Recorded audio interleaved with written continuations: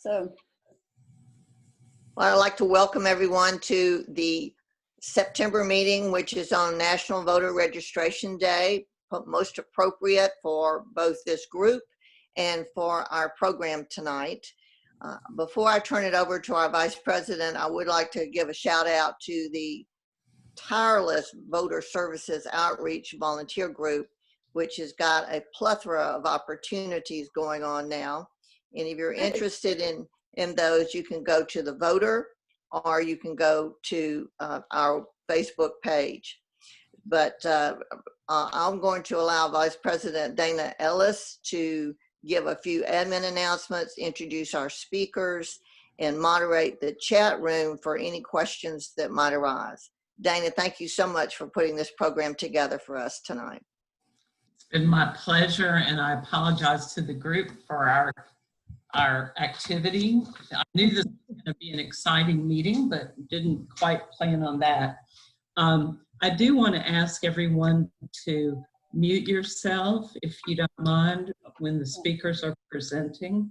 let me go ahead and mute all, and I will unmute you, Dana. Okay.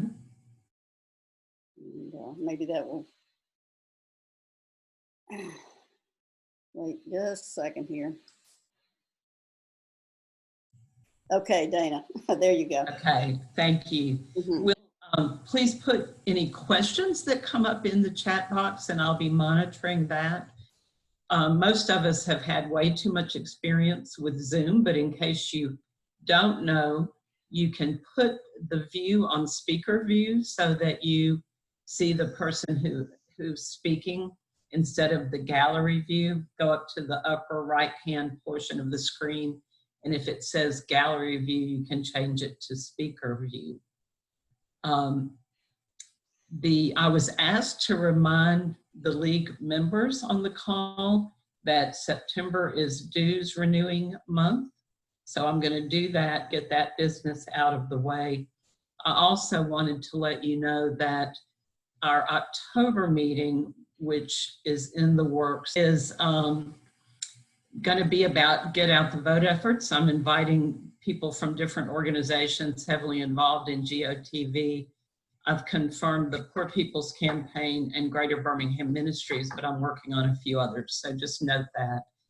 But first, our topic tonight is voting safely in a pandemic, and I'm really excited about our guests. The plan is that Dr. Wilson will first kind of update us on the state of the pandemic in Jefferson County, and then Ms. Anderson-Smith will talk to us about the absentee voting process. Dr. Wilson is the Chief Executive Officer of the Jefferson County Department of Health in Birmingham. He's held this position since 2011, overseeing the various programs of the Jefferson County Department of Health. Before taking this position, he served on the Jefferson County Board of Health for 3 years and worked for over 20 years as a general internist in indigent healthcare at Cooper Green Mercy Hospital, including several years as outpatient medical director and then chief of staff. Dr. Wilson helps lead the Jefferson County Health Action Partnership. He has also been a leader in local community collaboration efforts to address the opioid crisis and serves on the Alabama Opioid Overdose and Addiction Council. He serves on the boards of several health-related organizations. He has an engineering degree from Georgia Tech and a medical degree from UNC Chapel Hill. So Jean, if you could unmute Dr. Wilson, I'm sure everybody's ready to hear from him.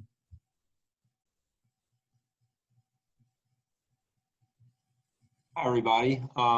Good to see you all this evening. So I'm just going to give you a little bit of an update on sort of where we are right now with the pandemic, and just sort of my take on things. We, during the summer, hit a pretty bad surge. Late June and most of July, we were experiencing around up to about 270 new cases per day in Jefferson County. Our percent positivity rate went up to over 14%. You know, that's the rate of people who are tested, whose test comes back positive, and that's a number we like to keep an eye on. as an indicator of how much spread there is in the community, as well as whether we're doing an adequate number of testing, a number of tests. The face covering ordinance went into effect. We had, the city of Birmingham had done one earlier, as you know, and then it expired. And then I issued one for the whole county in June, and then the state followed sometime after that. And it really does look like that helped quite a bit. You know, I'm reluctant to always to make too many claims about any one intervention having a particular effect. I think we all have to remain humble about what we do and how much it matters versus other variables that we don't always understand or control. But after that was done, though, we did see the numbers come down pretty dramatically through August. In about the third, fourth week of August, our cases per day got down to about 70. So from 270 down to about 70. And that percent positivity rate went from 14 point something percent down to just a hair below 5%, which is considered sort of where you want to be. And so that was very encouraging. And that was about the time that our schools were opening back up, our colleges were opening. And then we saw another little mini surge. And it happened before Labor Day weekend. And really some of it happened, I don't think we can blame it on the schools either. Some of it's just, I can't totally explain. But, and then it's just sort of plateaued. So we've been, for the last 3 or 4 weeks, the numbers have been pretty stable. That percent positivity rate is up to around 11%, you know, between 10 and 12%, which isn't great. And that number of cases per day has been around between 110, 120, around that range. Again, that was at 270, got down to around 70, now it's around 110, 120. This is all Jefferson County numbers. The rest of the state sort of parallels that in terms of the trends for most counties. So we're not in a great place, but we're in, you know, it's not terrible. One of the main things that we really are concerned about is our hospitals. And that's really been where a lot of our efforts have been focused, is trying to protect our hospitals from getting overwhelmed. And, you know, obviously making sure that people can get care when they need it, both for COVID-19 illness and other things. So our hospitals were truly overwhelmed in July. It was bad. And they had already created a lot of extra surge capacity. And in spite of that, they were overwhelmed. And, you know, UAB, for example, had patients being cared for in their emergency department. The atrium of the hospital was a triage area. And they were transferring patients out of the county, you know, the opposite direction of our usual referral patterns. So that has also gotten a lot better. Our hospitals are actually in pretty good shape. They are no longer in surge mode. They're back to near normal operations, except for the fact that if you have an elective procedure or something go in the hospital, you have to be tested for COVID-19. But they're in pretty good shape. We have plenty of capacity in our ICUs and in our non-ICU COVID-19 designated beds. So that's very encouraging. I would just say also from a, well, and let me also just say we were worried about Labor Day. We have been worried about schools reopening and colleges returning. And so far, we have not really, other than that surge that occurred before Labor Day that sort of plateaued, we did not see a bump from Labor Day. And now it's been long enough to where we should know. So that's good news, because as you'll recall, it was Memorial Day and 4th of July weekend that probably accounted for some of the trouble that we did get into over the summer. I'll tell you just my own observations, and I don't get out a whole lot, y'all. I stay pretty isolated, going back and forth to work or working from home. But when I have been out and about, I've been pretty encouraged by seeing the amount of compliance on the face coverings. I made a calculation back in the summer about this, whether to mandate them. We begged and cajoled our public to just do the right thing for, I guess, a couple of months. And I was reluctant to do another mandate, trying to avoid that sort of overreach that a lot of people complain about. And we had talked about, do we save a face mask order until the flu season when we really need it, or do we go ahead and do it? And I made a calculation to say, you know what, we need to just normalize this. We need to go ahead and start doing it and just make it a normal thing. And I think that's kind of where we are, at least in Jefferson County, it seems that way. So I'm kind of encouraged by that. And I think, maybe that will continue. I think the governor, the governor has, the state health officer actually signs these statewide orders, but they don't happen without the governor's green light, is the reality of it. I suspect that the order that's sort of going month to month that includes a face mask order will probably remain in place. Certainly hope it will. I don't want to be faced with a decision about whether to go solo again on another order, because there's just a lot of concern about losing the goodwill of some of our public that really doesn't like to be told what to do or complains about us infringing on their personal freedoms. So we're trying to be thoughtful about that, but at the same time, we've got to do what we've got to do to protect the public's health. So, but I think the governor's probably going to continue that. But I never know until like the night before or the day of the press conference that the governor and the state health officer have. We are, a little nervous about flu season, but we have encouraging signs from the Southern Hemisphere that it really hasn't been too bad of a season. Different theories about that. Some of it could be because of face mask use around the world. Some of it is probably just because it's just not a bad flu season, because we have good years and bad years. Nonetheless, we are really wanting to push the flu shot this year. All of you need to get your flu shot. If you haven't done it yet, now is the time to do it. It's on my list of things to do in the next couple of days. For myself, we're requiring it for our health department employees. So really, really want to encourage that. And if you can help us through your spheres of influence to just encourage your friends, neighbors to get their flu shot, that would be really helpful.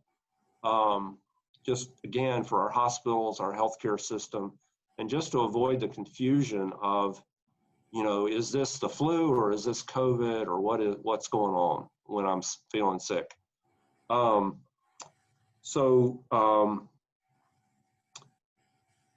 terms of voting, just you guys know more than I do about the voting system, but I feel pretty optimistic about it in terms of safety. I did talk, I guess, right after I issued my face mask order, it might have been right before, I suddenly thought, oh my goodness, I wonder what implications this might have for our polling stations. And I guess it was about the time they're going to have the Republican runoff, if I recall correctly. But I talked to Judge Sherry Friday at that time, and it was right before the new probate judge was taking office, or maybe had taken office but hadn't gotten his footing yet. And we talked about it, and basically, I think that they were saying they're going to encourage face masks, but they can't require them for people that just absolutely refuse to wear them, that they try to have them go to a corner of the polling place away from other people. But it looks like the poll workers, they've got pretty good, pretty good precautions in place, face masks plus face shields, hand sanitizer available. So my advice to people that, you know, if you're really high risk, and y'all are going to talk about this, I think take advantage of the opportunity to vote, you know, without going physically to the polling place. But if you do end up going there, I feel pretty good about it. If you're wearing face masks, you know, maybe pick a time of day when it's not the mad rush, and take your own hand sanitizer just to be sure, and take your own pen. Just one comment, you know, I think more and more we've learned that this is spread by the respiratory route, and in most cases, contact surfaces. It's possible to get the virus by touching something somebody else has touched, but that's a more minor consideration. So in my personal life, I don't worry about it as much. It's just that if I go around touching other things, I just have my hand sanitizer handy, and I use that when I come in and out of the office and touch a few doorknobs. I just use my hand sanitizer, and I feel real good about that. So I think again, I'm encouraged by the face mask utilization and sort of normalization in our population. And I think, you know, we're at a not great place in the population in terms of COVID-19, but we're not in a terribly bad place either. So I'll stop there and see what questions there are. Hopefully I can answer them. I see Ann Turner Henson's on there. She's so smart, she'll probably ask me something I can't answer. In fact, Ann has put a question. Yeah. In the chat box. I don't know if you can read it or not, but it says the rates for zip code 35226 appear to be the highest for the county. Any ideas to why? Ann, can you tell me where that is? Because I can't remember where that is. If And you Ann, may need to unmute yourself. Yeah. If I can find you, I will. Okay, I'm unmuted now. There we go. Hey, good to see you, Ann. Or your Yeah, mom. good to see. I didn't do me video. I don't look really hot today. I'm retired now. 35226 is Bluff Park, where I live, and where okay. Dana lives. And I've been following that, and it's kind of concerning. And did you look at our data where we now show the last 14 days versus the cumulative? I haven't had a chance to do that one. Yeah. I've been looking at the AGIS models and kind of following that. And it actually was on the news too about the zip code here. They say on the news, maybe I need to learn something. Well, that was about a month or two ago. 35226, Dana helped me. It's an upper middle income area. I mean, we've got some apartment complexes here, but Bluff Park is from like Alfred Avenue, off 65, Shades Crest Road. and I think that parts of Vestavia also have that. Yeah. Yeah. Let me look at our dashboard real quick and see. I mean, at times we've been number one in the county for rates. Yeah. And then at times we've been number two. I think Centerpoint got up there, which I understood for Centerpoint. And the reason I asked the question is because the rates for African Americans are supposed to be higher, yet 35226 doesn't have that many African Americans. Yeah. Let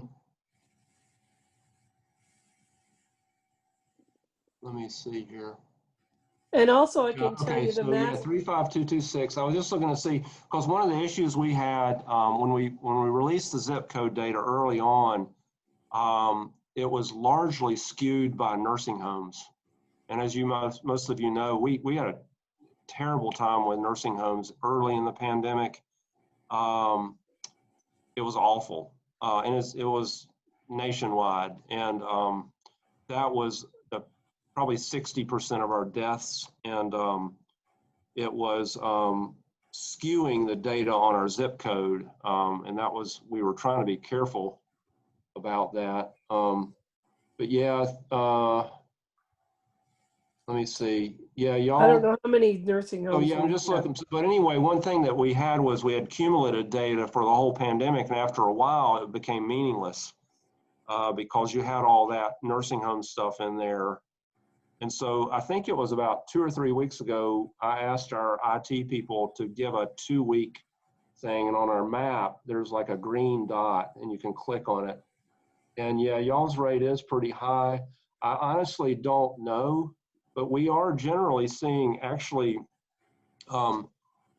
contrary to popular opinion, at least some of the popular opinion I hear about, I think some of our more affluent communities and more white communities have thought that they were relatively unaffected by this, and assuming that all this is in the city of Birmingham or whatever, and they've been wrong. Mountain Brook was where we saw some of our initial cases, and here lately we've seen a fair amount of relative increase in parts of Vestavia, Mountain Brook, Hoover, and a little bit up in Trussville.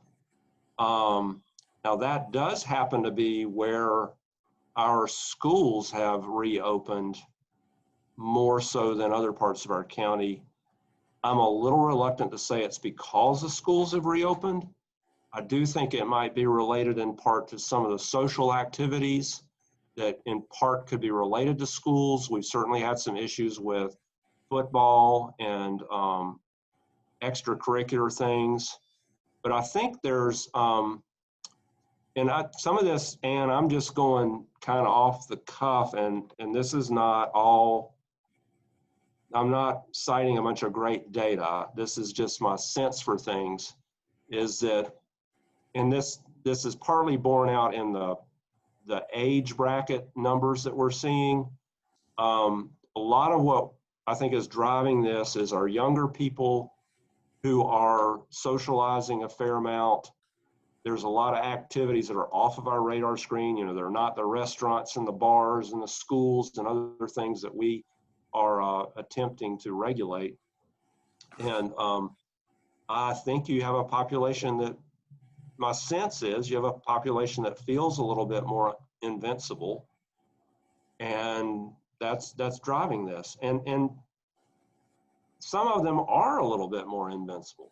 I mean, one thing that's a little bit different right now in our numbers that's interesting is that most of our new cases, or a lot of our new cases, are in the young, teenage to young adult age, and then sort of the up to age 45 bracket. People over the age of 65 is actually staying relatively low right now.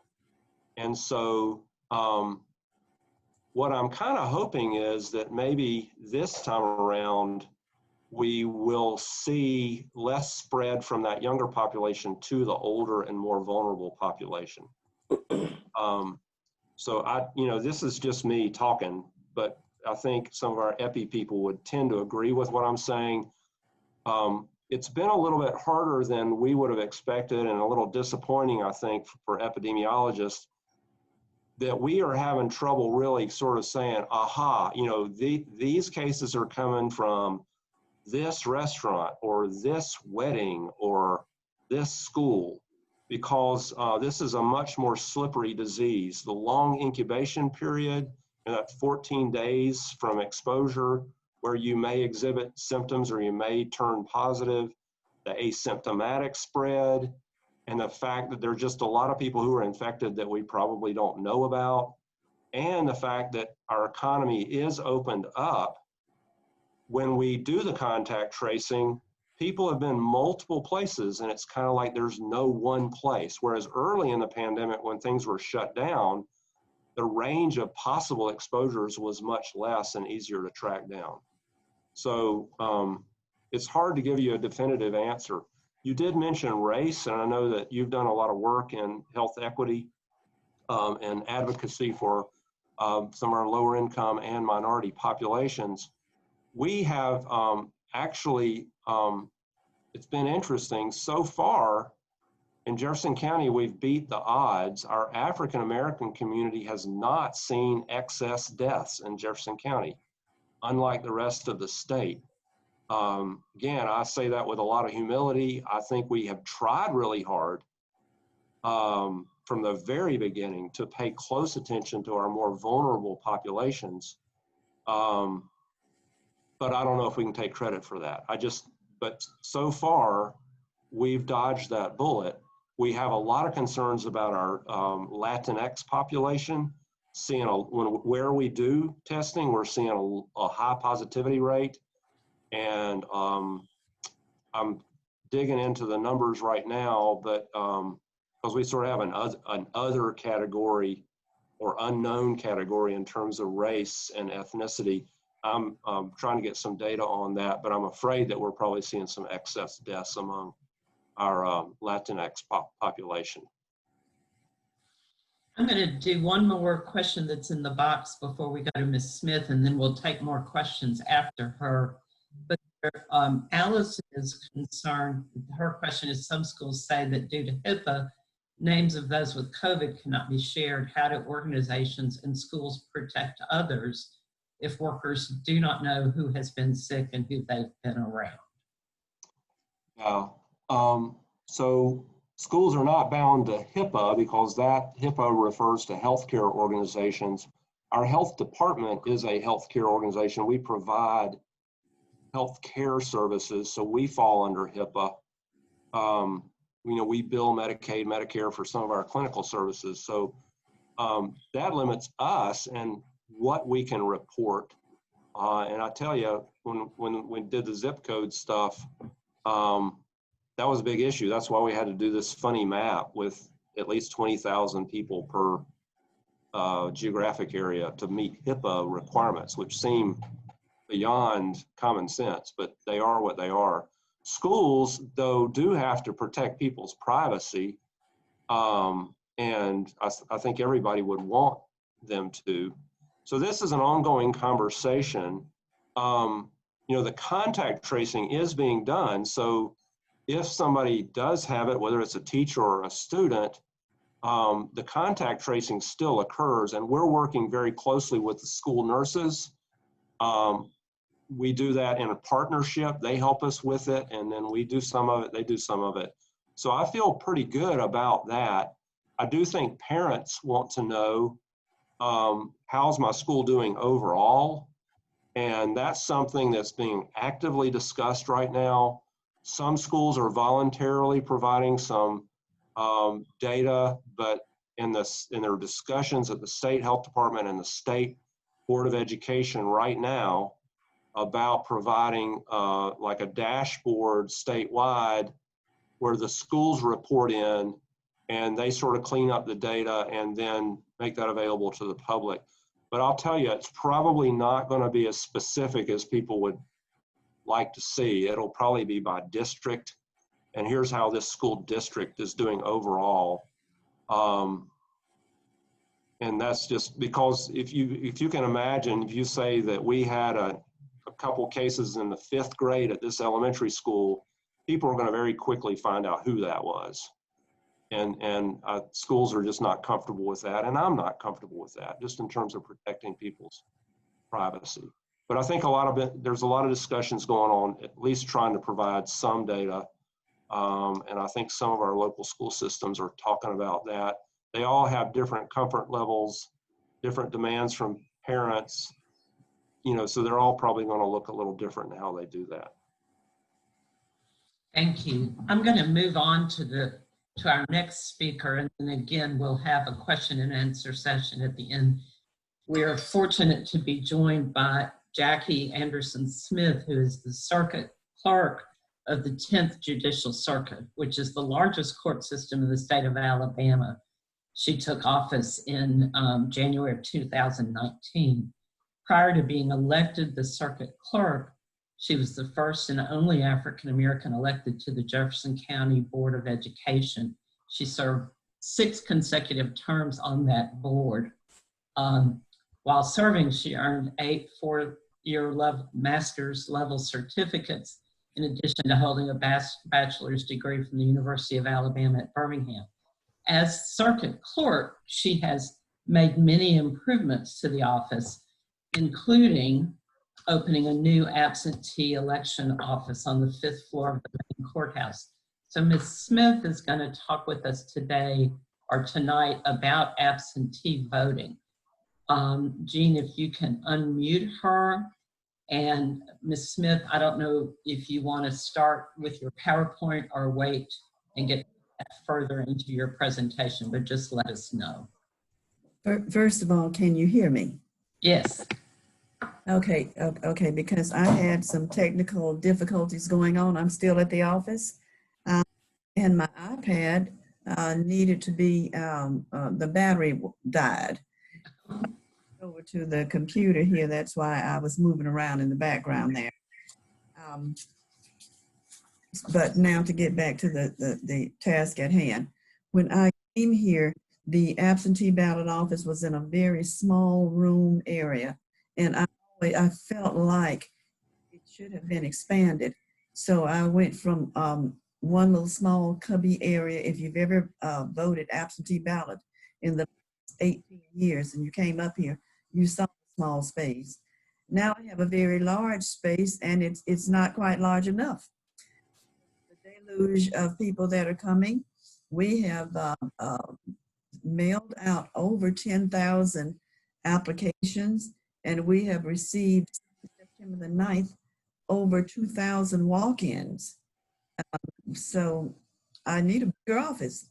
So I am now today, this afternoon, looked around to see if we can expand to the 6th floor. And I probably, if I can work that out, we will kind of accommodate people that have disabilities and possibly move them up to the 6th floor. So they'll be more comfortable and won't have to be in a long line waiting. So that's on my mind just right now. And I have been working on that. But thank you so much for inviting me here.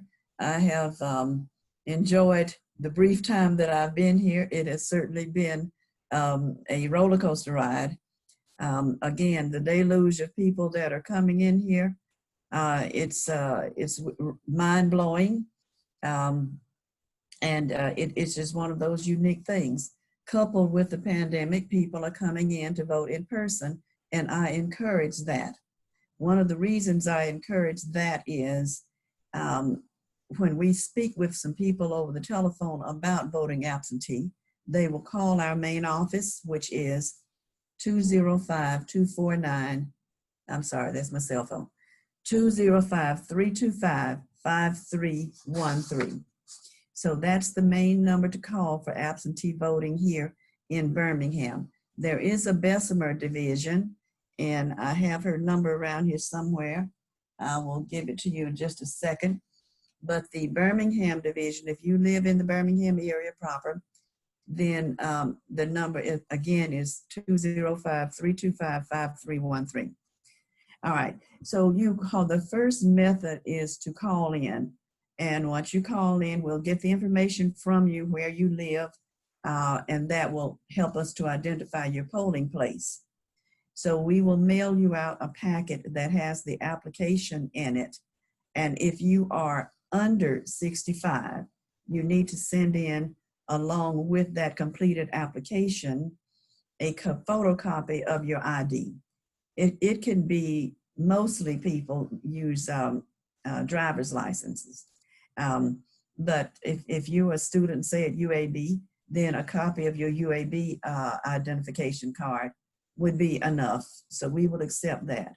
And that's the type of question that can be asked once you call in the office to get the packet. Well, once you receive the packet, you then complete the information, send it back. And when we get it, we then already know your polling place. Now, let me say this about the polling places. We have 170 polling places in Jefferson County. And some of the places have been merged. Some of the churches we previously have used are pulling out because of COVID. So we're making last minute changes. I saw some changes this morning. if you dial that number, then make sure that you're telling them what your polling place is. And if it's changed, we will tell you. So that's one way of finding out. You will get something in the mail if it's going to be changed. But that is a task of the registrar's office. But anytime they make a change, they send it electronically to us. So we will know if there's an update on your polling place location. Anyway, we mail you the packet back with the ballot.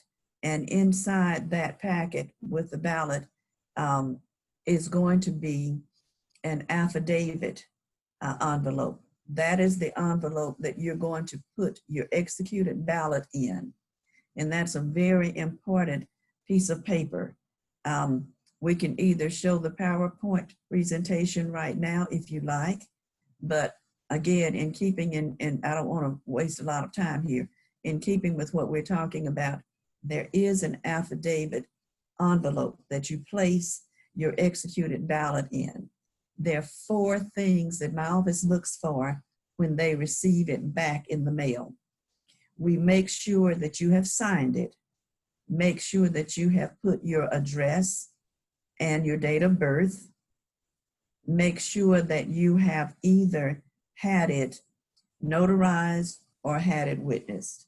So those are the important things about that affidavit envelope, because if those things are missing, your ballot is spoiled and it will not be counted. Now, I'm saying all of that to say, when you call in, we try to make sure you have all of the information. We enclose a checklist for everybody to go back through before they seal it and mail it back to us. There is also an online website where you can check whether we have received it. So I would give it, if you are calling and we're mailing you the packet and you've gotten your ballot and you've executed it, and let's say you mail it Monday, then give the mailman time to get it to us. So we're looking at least 2 days, possibly 3, before we can get it. Once we get it, it is entered into the system. So probably in the 3rd day, you start checking that website. And I'll go over all of those, the numbers and the website, in a few minutes. So that is if you decide you want to call. And most people want to avoid going to the polling places on election day because of COVID. And we encourage them to, if nothing else, go ahead and mail it, vote by absentee. Now, what I have been focusing on and what I've been encouraging people to do is to come down and vote in person. We're open. We're open from now until October 29th.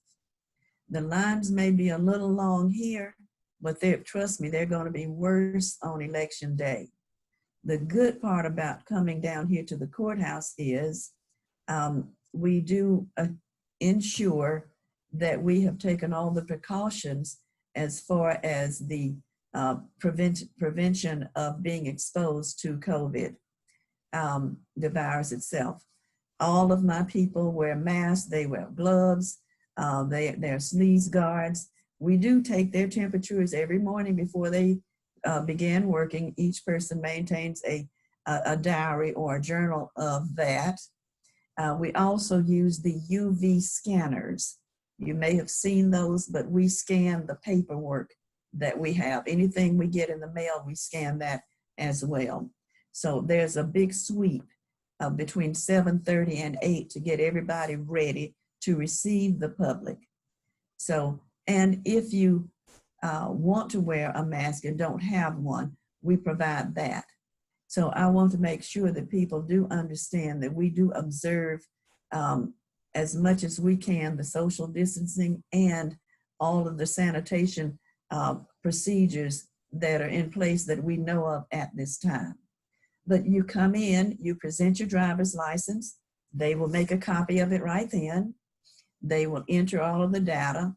You'll take a seat. they will then, once they enter the information, we have the ballots already ready. They're coded, so we'll know what your polling place is. You'll get your coded ballot. We have 4 areas that are very private to vote in. We're adding 2 more this week to assure some privacy to vote. So what we're doing is we're going 6 at a time, and that is continuously throughout the day. And we go from 8 to 5. Once you have gone in the booth, you've checked your ballot, and then you put the ballot in the envelope, you come back to a counter. We have a notary on duty. We have 2 witnesses that will witness it for you. Remember, we've made the copy, and we also are providing the notary and/or witnesses. You seal everything yourself. You put it in the ballot box yourself. We have 2 locations for our ballots, and before we even started this entire process, we had to establish a chain of custody with the Sheriff's Department. You may not know, but in Jefferson County, there's an election commission, and the current commission is comprised of Judge James Naftel, who took the place of Alan King, and the circuit clerk, which is me, and the sheriff. So we all work in concert. So he brought his deputies in before we opened up anything, and we established a chain of custody for all of the ballot boxes. They were all, everybody had to sign affidavits to ensure there was nothing in them.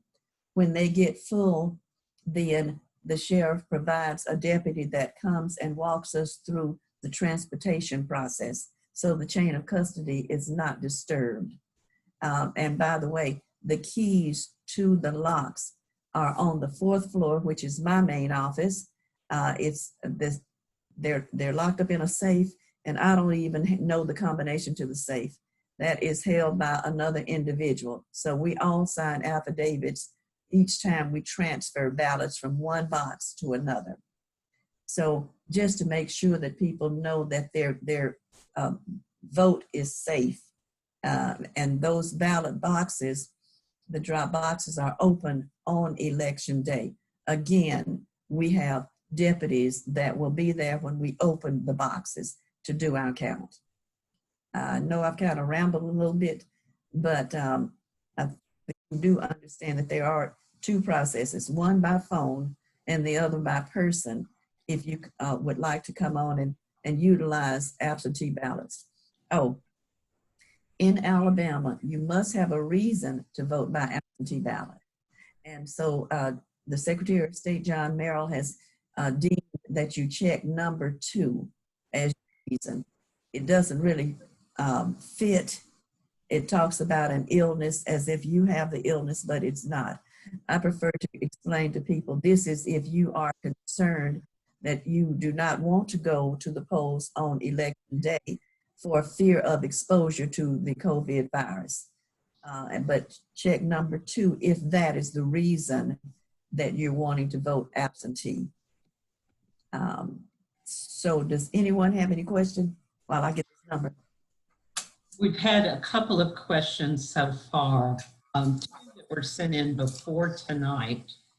One is, do you have any sense of whether there's a least or most crowded day of the week to come? I know it's only been going on since the 9th, so.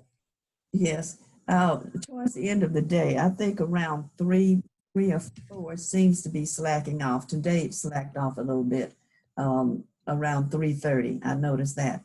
Seemingly the high times, first of all, people are here at 7:30, and we're doing our sweep, but we're not going to open the doors until 8. So a little bit of a congested group there right at 8 o'clock. And then it's been pretty, it may thin out a little bit around 10:30, pick back up around 11 because people are taking their lunches. Then it's really crowded until about 2:30. It may kind of thin out just a bit, but it's been a constant flow of people. I mentioned that prior to the 9th, we got everything ready to be mailed. And from the 9th of September to today, we have mailed about 10,000 packets out. Our walk-in vote in person is 2,000, and this is September. So we're going to hit probably 27, between 20, let's just say 27 and 30,000, I would think, by October 29th. October 29th, you can no longer come and vote in person. So I'm encouraging people, come now.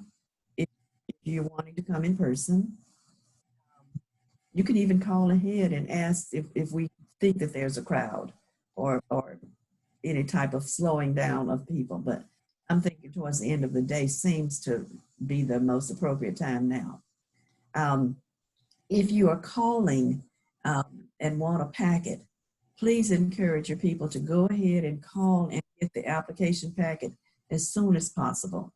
Let's just say if you get an application packet between now and the end of September, then you have about a week to look through the packet itself, make sure that you're checking everything, and then call the office before you mail it to make sure that you've checked everything. But there's an instruction sheet in there that is saying what needs to be checked.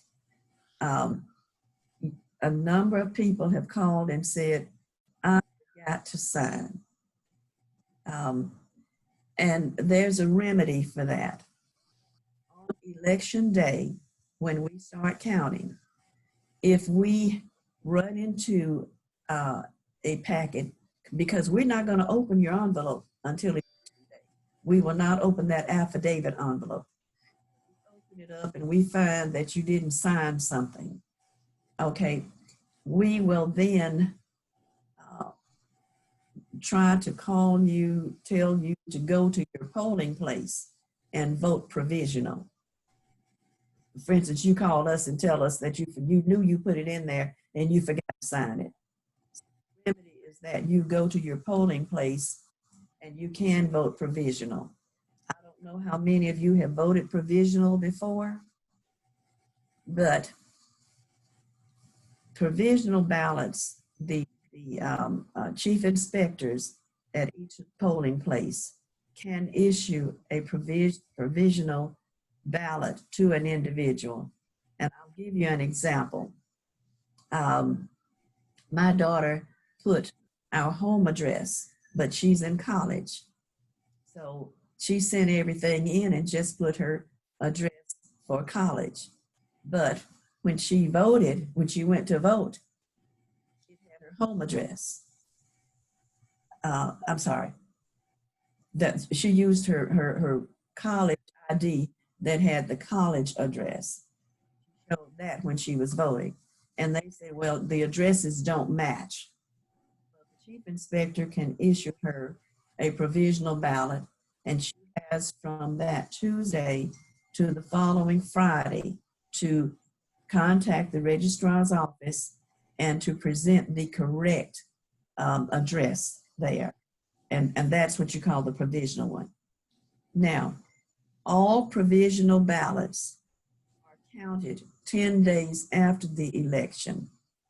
10 days after the election is when the vote is certified.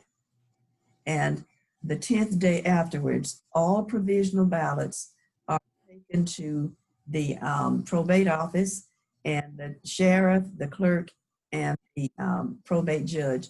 We open all of those provisional ballots, box by box. It's a long all-day process. But we do try to make sure that your vote is counted, even if you forget something, and particularly if you know you forgot something, so then we can be notified that this is probably going to be a provisional one. I said a lot, I don't, and I'm looking at everybody looking, and I don't know how to see if someone has a question. Well, I'm looking at that. One question that I wanted to ask is, someone remarked, I'm trying to find it so I can call by name, I apologize. that they had sent their application in around the 14th of September and Yes. have not yet gotten their ballot back. What is an approximate time frame that one would expect to receive it back? Well, they should have gotten one by then. Please call the office, 325-5313, and know for sure so that they can look through and check and see what has happened. Okay. When this process started, I had 7 people. I have 15 now. I expect to add about 5 or 6 more this coming week. So we are working on rapidly data input. And so our data input is behind, which is why I'm encouraging people, if you come in person, the flow of the data being entered into the Power Profile database system. As soon as you walk in and show your driver's license, find you, they've linked you with the system. So once you go ahead and vote and put it in the box, it's in the system. By the time you get to your car, you can call or you can go online and you can check to see that we have received it. That's the other reason that I'm encouraging people to come and vote in person. Now, let me get that website. I think you all already have it. While Jackie is getting that, have you got it already? Okay. Yeah, that's to check absentee ballot status. You do MyInfo, MYINFO, alabamavotes.gov, and then you do that / and then do voter view. And I know this works because I voted absentee and I wanted to test it myself. I voted absentee on the 5th floor, which is where that office is. My office is on the 4th floor. By the time I got back to my office and got into the program there, I found mine where it had counted. It counted as being received in the system. So I'm not going to be a provisional or anything like that.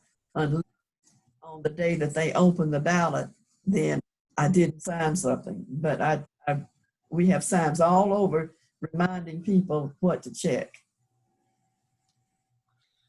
Another question someone asked about the witnesses on the affidavit envelope. Yes. Yes. So your witness, let's just say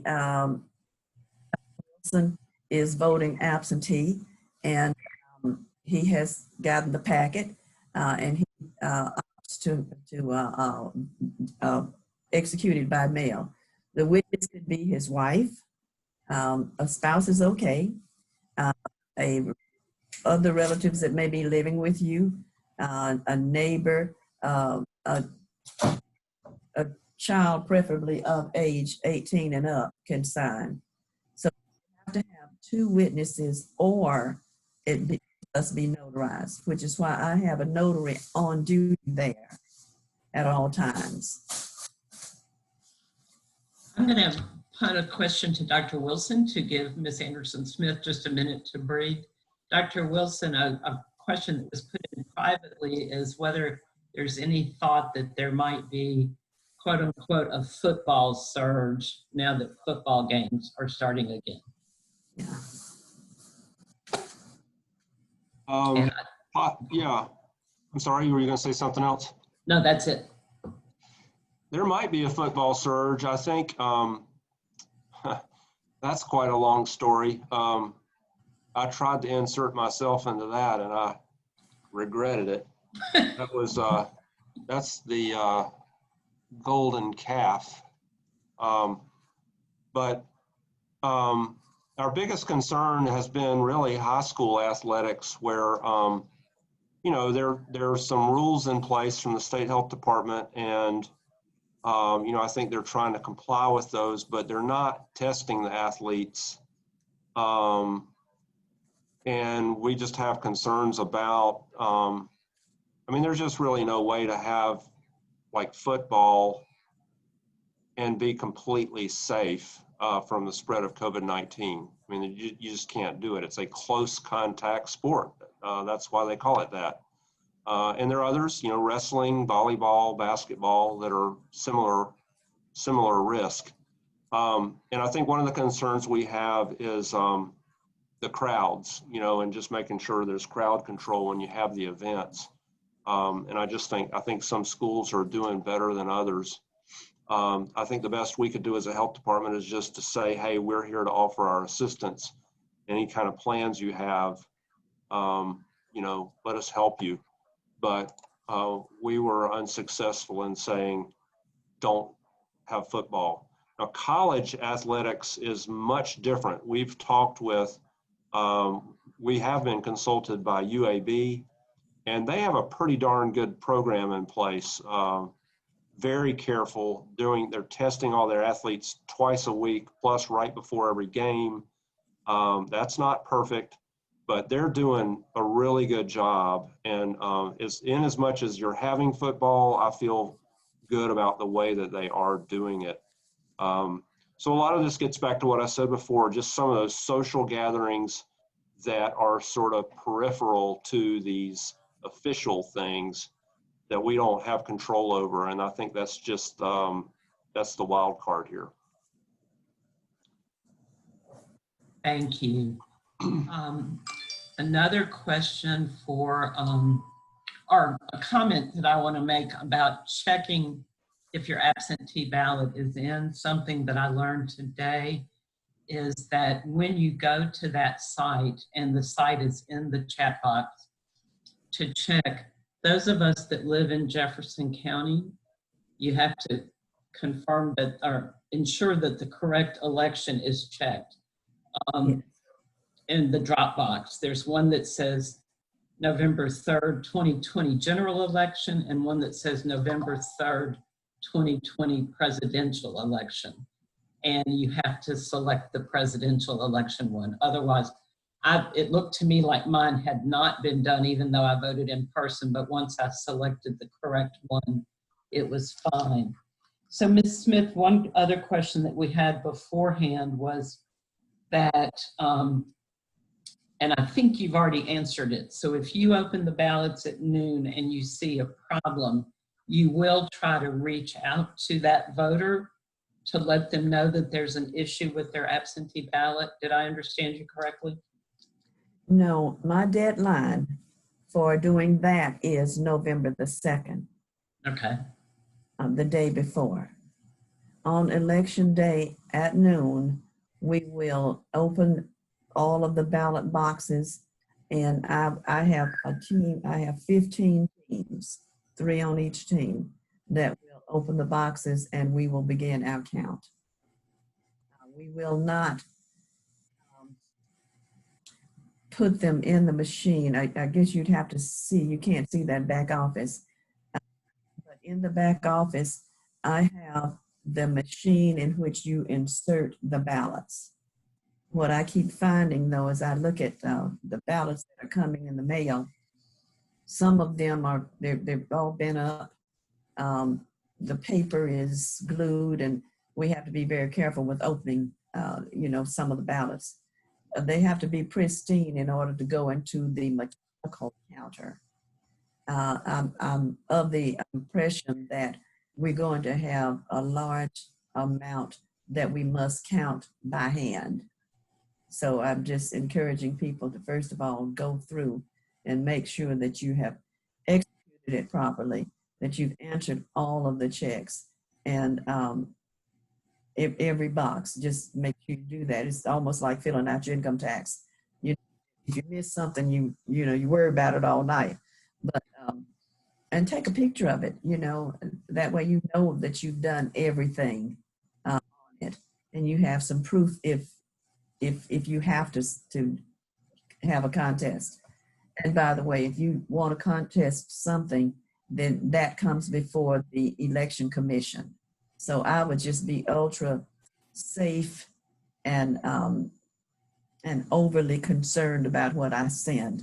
And I'm one of those things. Now, the only thing I like about the cell phone is you can take a picture of everything that you're mailing off and all of this, and therefore you got proof of what you've actually done. So that's just one of those tips for those of us that are over 50. And I certainly am one of those.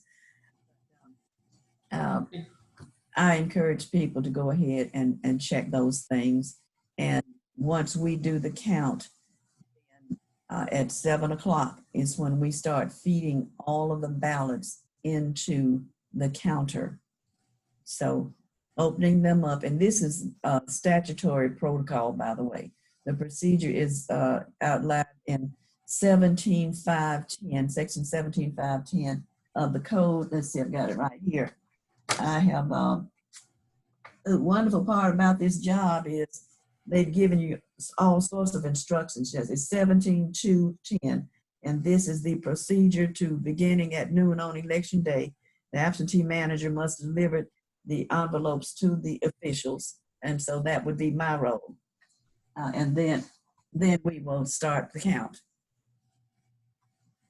So you can check that up if you like to check the Alabama code. That will tell you our procedures. There's another question. When people mail in their ballot application form, they have to provide a copy of their ID, whether that's their driver's license or their voter ID card, whatever they use. There's some confusion about whether people who are over the age of 65 have to do that. If you check reason number 2 on the application, it says ID required. If you check number 3, which is another physical condition, it then says if you're over 65, you do not have to provide ID. So my understanding is the only ones who don't have to mail in a photograph of their ID would be those who check reason number 3. Reason number 3 is good. Unfortunately, Secretary of State John Merrill has been announcing for people to check number 2. And what I'm trying to clarify on that checking number 2, and you're absolutely correct, but check number 2, if you, whatever age you are, you may check number 2, and that is the one that he is saying to us to use for individuals that want to vote absentee because of COVID. Okay, so you check number 2. If you're under 65, you must have a photo ID. If you're over 65 and you check number 2, you don't have to have it. But the more appropriate thing to do is if you're over 65, you check number 3. You're absolutely correct. But I really felt like that was so confusing to people. I'm basically saying check number 2 if you're concerned about the virus and you do not want to be exposed on election day. And if you're over 65, just don't mail in a photo ID. If you're under, you must do it. So a number of the clerks and I have kind of felt like this probably was just the easiest thing to tell people. But thank you so much, because you are reading and understanding what is going on. And believe it or not, there are a lot of people that don't. I'm up there and I've heard people say, I don't know what to do. And I can't tell them how to vote, but I can point out some things that they need to look at.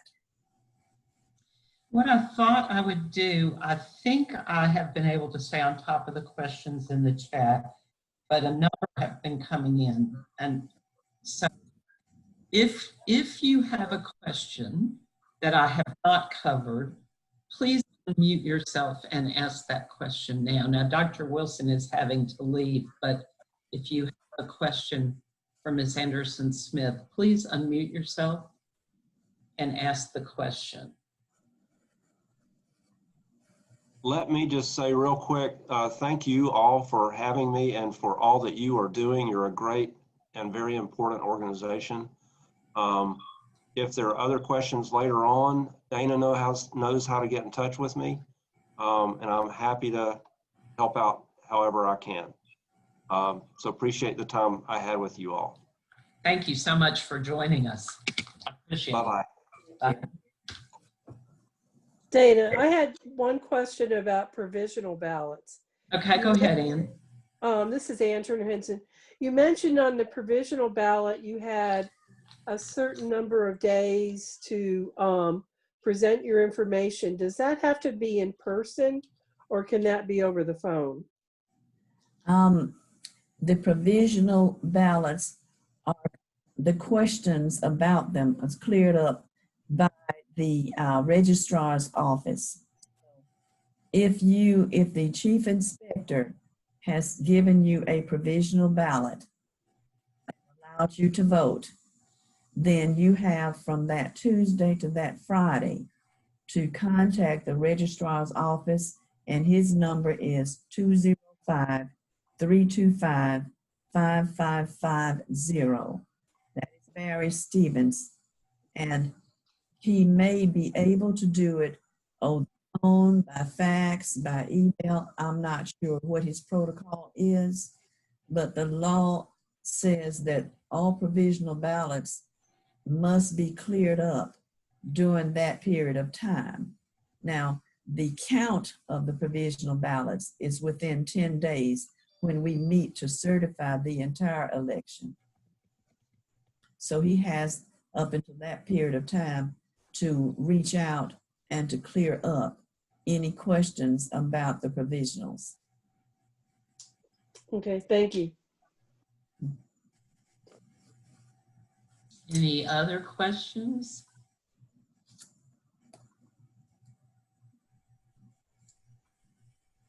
This is Nancy Sales. I appreciated very much Ms. Smith's response to the question which Dana Ellis asked about the so-called 2 in box 3, though they have no numbers, but we know everyone's speaking of them that way. And yes, it is confusing. I think the additional question which I would raise is persons who are under 65 but have those have a clearly disabling condition, many of which, if not all, are pretty well named next to that box 3, so-called. And is it correct that such a person can simply check that box and is not required to submit a copy of a photo ID of their ID? If they have a disability? Yes, ma'am. Okay.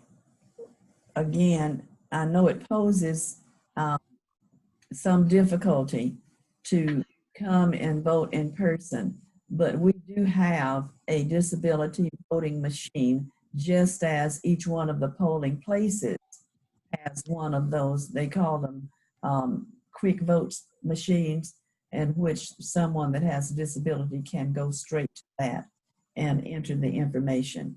Now, as far as proof of a disability, I need to pull that. Let me get it.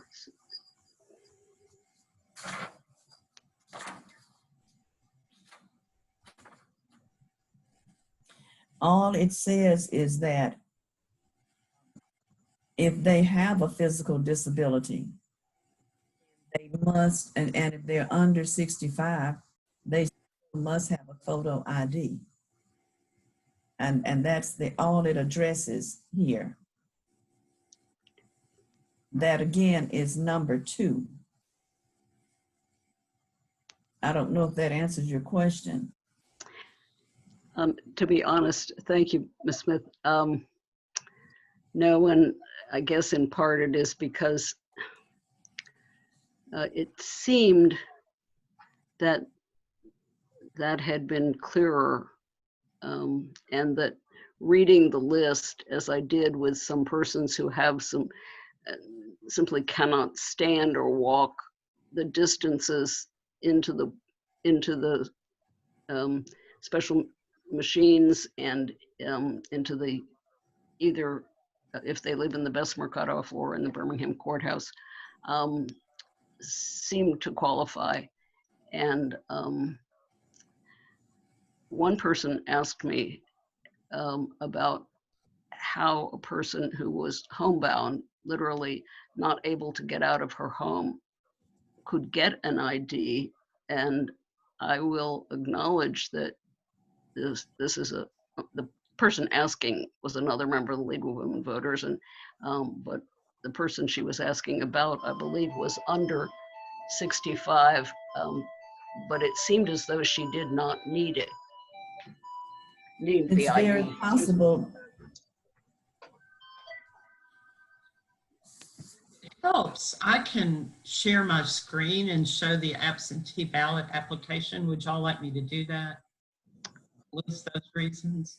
Thank If you. you have that and it I shows have it. it shows the list, Can y'all see this? great.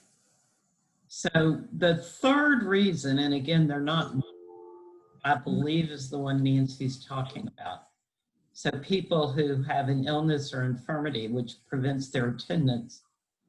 And It would they, be number 3 and B. I'm a voter with a disability and your ID is not required. correct. I don't know if that answers the question. Did that answer the question? And thank you for bringing this screen here. So Nancy, does that help? That person would check the third box, Mhm. would not be required to send in an ID. Now this is the application. Yes, I do understand. Thank you. I No, mean, that part I do. And I think the question slightly remains whether if the person is not 65 or older, but they do identify as a person with a disability, that does seem to answer the question. Mhm. Right, the B.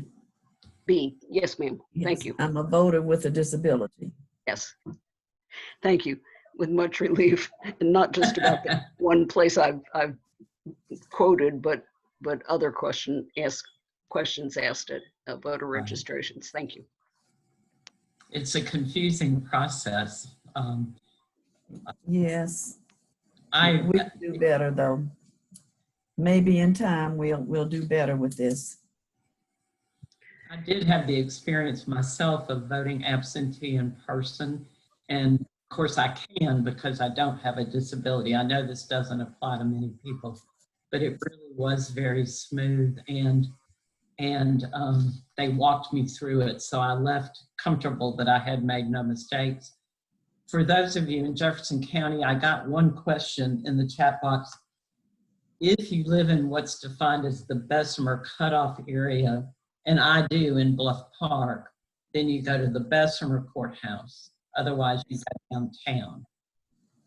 And I have the Bessemer telephone number. It is 205-497-8513. Can you repeat that one more time? 205-497-8513. And I'll put that in the chat box. Thank you. That was the number I was looking for a few minutes ago and finally found it.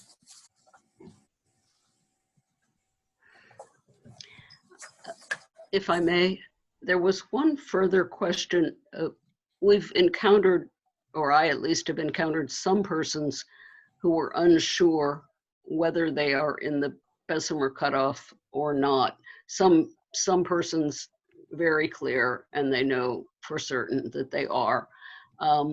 Others, and I've not been able to find a clear-cut line. That is, I've seen something on a map, but it isn't. What would happen if someone sent their absentee application, absentee ballot application to your office, Ms. Smith, and it turned out that they, I think they would have done it innocently enough. We would forward it to the Bessemer office, but dialing that number, either dialing our number, 205-325-5313, once you identify yourself and we look you up in the system, it will let us know where you vote. And if it's the Bessemer cutoff, then we can give you the number to the Bessemer office. which again, Thank you. that one You- is the you- 497 number. Right. And you had said that before. It disappeared from my mind. That people can call that and find. That is excellent. Thank you so much. Okay, a phone call probably first, and then you Good. make a decision to get your questions answered. Then you decide whether or not you want to plan a day to come and vote in person. But if you're going to, if you want it by mail, then please do that as quickly as you can, preferably before the month of September is out. That gives you the entire month of October to either complete the information, or you can complete it and bring it down here, and we will accept it, we'll review it. If it needs to be notarized, we'll notarize it, or we'll witness for you, and you can put it in the box yourself, which would really expedite that line. If people come in with everything already done and just mentally they want to make sure that everything is checked. So we do, if you come in with that, that's we have a kind of a short line. We have 2 people that do that type of thing. One question, because we'll be wrapping up now, that I was asked to ask you is, you know, we are the League of Women Voters. So are there legislative changes to the absentee process that you would recommend to us that we would advocate for? Oh, definitely. And let me tell you, right now, there's a lawsuit. And in Alabama, we don't have curbside voting. We were able to have curbside voting. I've already gotten a number of places in my mind that people drive up, get the packet, pull over to the side, complete it, and then drive back around, kind of like where you see the people that are doing the COVID testing. When you just drive through, you get it. I think that would do a lot. And we could have more locations throughout the county, so everybody wouldn't have to come to the courthouse and vote in person, and in Bessemer, because right now we only have 2 places, and over 500,000 registered voters in Jefferson County, which is why we're having such a swell of people coming in and voting right now in person. Even the Secretary of State mentioned that he thought that there would be over 100,000 because it is a presidential election, and doubly because of the COVID. People don't want to go to those places, although we do have 170 polling places to go and vote. But I think it's going to be a very day, and I hope people are there, enough time.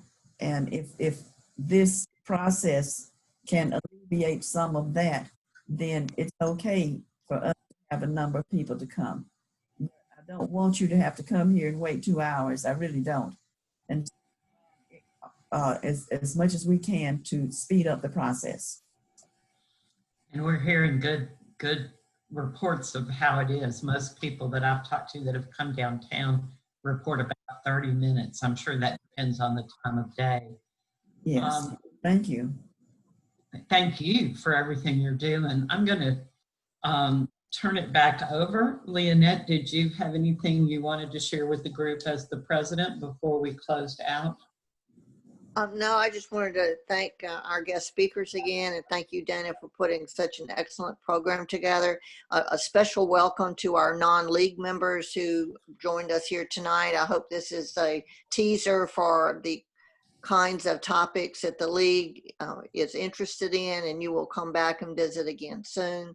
And we look forward to another riveting program next month. So thank you all for joining us, and have a very nice evening. Thank you. Thank you. Thanks, everybody. Okay, bye.